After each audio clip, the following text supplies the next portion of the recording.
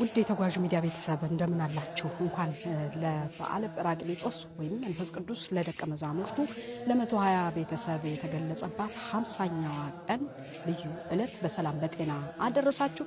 እችን ዕለት እንግዲህ ሊቃውንት ቅዱሳት መጻሕፍት እንደሚተረጉሙልን ከሆነ የቅድስት ቤተክርስቲያናችን መመስረት የመጀመሪያዋ ሁና ትቆጠራለች እችን ዕለት።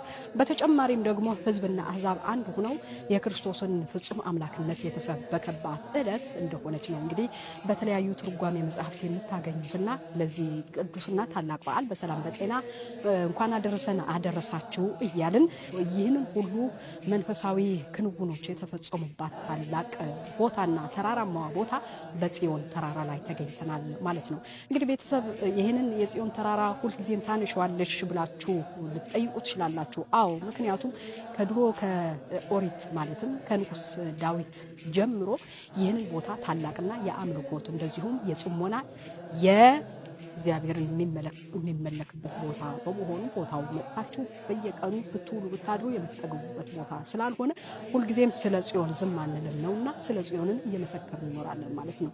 የእግዚአብሔርን ታቦት ማደሪያ ድንኳን በዚህ ቦታ ላይ ተተክሎ የነበረበት ለብዙ ዘመናት የቆየበት ቦታ ከመሆኑም ባሻገር በሐዲስ ኪዳን ደግሞ ጌታችን መድኃኒታችን ኢየሱስ ክርስቶስ ሐዋርያትን እግራቸውን አጥቦ ምስጢረ ቁርባኑን የፈጸመበት ያከናወነበት ቦታ ነው። በተጨማሪም ደግሞ ጌታችን መድኃኒታችን ኢየሱስ ክርስቶስ ከትንሣኤው በኋላ ደቀ መዛሙርቱና ቤተሰቦቹ ከኢየሩሳሌም እንዳትወጡ በኢየሩሳሌም ቆዩ ብሎ በተናገራቸው መሰረት የሐዋርያው ቅዱስ ማርቆስ ቤት በዚህ ቦታ ላይ ስለነበረ በዚህ ቦታ ላይ እየመጡ እየተሰበሰቡ አምልኮተ እግዚአብሔር ይፈጽሙበትና ይጸልዩበት እንደነበረ ነው የሚነገረው ማለት ነውና ከዚህ ጋር ተያይዞ ሁልጊዜም እየመጣችሁ እየተመላለሳችሁ ትረግጡት በጣም ደስ ይላል አይደል? ቤተሰቦች እግዚአብሔር የተመሰገነ ይሁን። ትልቁና ዋናው ዓላማ በዚህ ቦታ ላይ ለቅዱሳን ሐዋርያት መንፈስ ቅዱስ የገለጸላቸው 72ቱ ቋንቋ ነው አይደል? በልሳን እየተናገሩ ለሁሉ ሕዝብና አሕዛብ አንድ እንዲያደርጉና ቤተክርስቲያን እንዲመሰርቱ ነበር ትልቁ ዓላማ።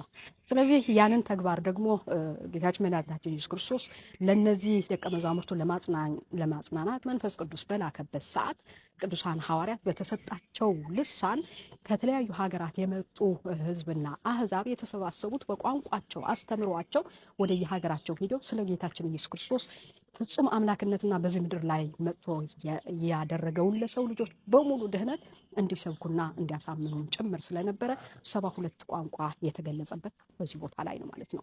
በተከታታይ የምንለቅላችሁና ለእናንተ የምናደርሳችሁን ፕሮግራሞች በፍቅር እንድታዩልን እየጋበዝን ለዛሬ የነበረን ቆይታ ይህን ይመስል ነበረ። መልካም በዓል።